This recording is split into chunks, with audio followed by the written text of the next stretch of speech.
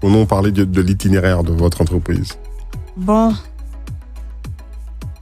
lorsque j'ai commencé avec Kedesh Group Entreprise, dans le début, c'était tout feu, tout flamme.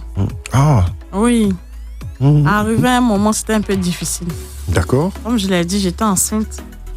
Et vraiment, le bureau, j'avais laissé le bureau à ma secrétaire. Mais bon, dans le début, c'était pas facile. J'étais beaucoup malade. Je n'arrivais pas à aller au travail. Donc, du coup, les choses avaient un peu baissé. D'accord. Et vous le savez, chez nous en Côte d'Ivoire, comme on le dit, quand le chat n'est pas là, la souris danse. D'accord. C'est quoi, les gens se sont amusés un peu avec votre entreprise? Voilà. Pendant que je les payais, j'étais malade, ils ne venaient pas au travail. Donc, j'ai dû fermer le bureau. D'accord. J'ai stoppé un peu les activités. J'ai géré à mon rythme. D'accord. Et les gens sont revenus à leur réalité de chômeurs. Bon, je les ai libérés. Voilà, c'est ça le truc. Je les ai libérés parce que j'ai eu beaucoup de patience quand même. Au bout de 6 mois. C'était une affaire de 2 mois, 3 mois. J'ai donné des avertissements aussi. D'accord. Mais bon, ça n'a pas changé. L'entrepreneuriat, tout ça, ça fait partie de l'entrepreneuriat. On rencontre ce genre de forfaiture. Et puis après, on se relève tout doucement. Tout le monde n'a pas la conscience que vous avez quand vous décidez de créer votre entreprise. Tout le monde n'a pas cette conscience. OK. Est-ce que vous êtes, question un peu indiscrète, né avec la petite cuillère en or dans la bouche? Non. Du tout? Pas du tout. D'accord. Pas du tout, c'est pas possible. Quelle couleur avait votre enfance? Pardon? Quelle couleur avait votre enfance? Bon, dans mon enfance, j'ai connu un peu le lait et le citron. Oh, d'accord. Mon père, dans l'éducation que j'ai reçue, lorsque tout allait bien, on s'adaptait à ça.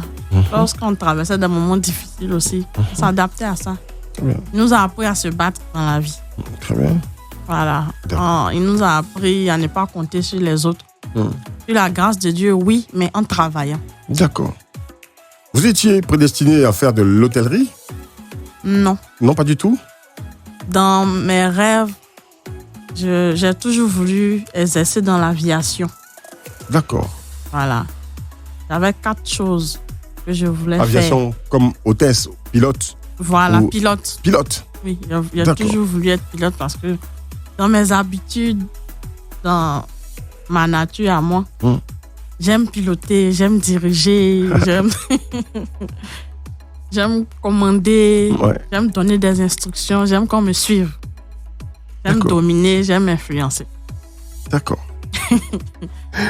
Dans tous les secteurs, même concubins? Non, pas... Ça a des limites. Et heureusement encore. Ça a des limites. Pas jusque-là, quand même. D'accord. Non. Très bien. Une femme qui réussit, c'est se laisser dominer. On n'a même pas besoin de se laisser dominer. Hein. Il faut faire l'équilibre des choses. Dans toutes les parts, il faut faire l'équilibre des choses. La loi ne dit-elle pas qu'il y a 2 patrons maintenant dans le foyer? Je ne sais pas si vous êtes d'accord avec cette loi, mais bon, elle le dit. Oui. Voilà. Il n'y en a pas 2. Il n'y en a pas 2. Non. D'accord, très bien. On aime l'entendre. Alors, et donc, qu'est-ce qui vous envoie vers l'hôtellerie finalement? Bon, j'ai perdu mon père. Voilà. Après la crise 2011, là, la crise que nous avons tous... Il n'était même pas à Abidjan, il n'était pas en Côte d'Ivoire lorsque ça s'est passé. Ce n'est pas à cause de la crise que je l'ai perdu. D'accord. Il travaillait à l'étranger. Et bon, en août 2011, il s'est trouvé que on a échangé, il devait rentrer. On devait aller l'accueillir à l'aéroport, tout ça. Et puis, le jour J, à 5h du matin, 4h35, on nous appelle pour dire qu'il est décédé. De quoi? Bon, on ne nous a pas donné d'explication. Moi, j'appelle ça une disparition, pas un décès. On n'a pas eu de nouvelles. On a juste suivi les obsèques à la radio. À la radio? Oui. Bon, c'était un homme influent de l'autre côté. D'accord. Waouh. Et nous sommes restés comme ça dans le flou. On a fait notre veillée à nous, notre funéraille à nous avec sa photo. D'accord. Merci. Ça vous donne envie de vous lever et de vous battre? Oui. D'accord. À ce moment-là, vous êtes à quel niveau d'études? Juste au BT.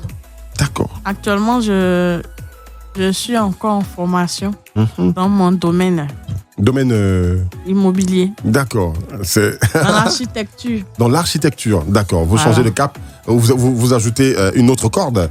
Au lieu de vendre, il faut savoir dessiner des maisons. Oui. Voilà, des types, les gens aiment ça, européens. Non, pour le moment, j'ai que le niveau BT. Que le niveau BT. Oui, pour l'instant. D'accord, ça va évoluer. Vous avez encore votre jeunesse, alors je pense que vous avez tout le temps de devenir une architecte excellente. On en connaît quand même à Abidjan qui sont très excellents, qui sont tous jeunes comme vous, et qui sont très intelligents, qui font des choses merveilleuses. Voilà, qu'on aura l'occasion de recevoir ici même sur ce plateau, parce qu'ils ont créé leurs propres entreprises après, et tout va bien. Alors, vous nous avez raconté votre premier client. C'est sûr, ce médecin qui vous a suivi, qui vous a encouragé, et qui a été celui qui a pris beaucoup de l'eau, mais on lui tire notre chapeau, et qui vous a mis en contact avec beaucoup d'autres. Alors, quels sont vos secrets, vous, dans ce secteur d'activité, pour réussir? Bon, mon secret à moi, personnellement, c'est l'honnêteté. Ce milieu en a besoin. Quand j'ai un dossier en main, je ne cherche pas d'abord l'argent. L'argent, c'est bon, c'est vrai. Nous tous, on aime l'argent. C'est par rapport à l'argent qu'on travaille.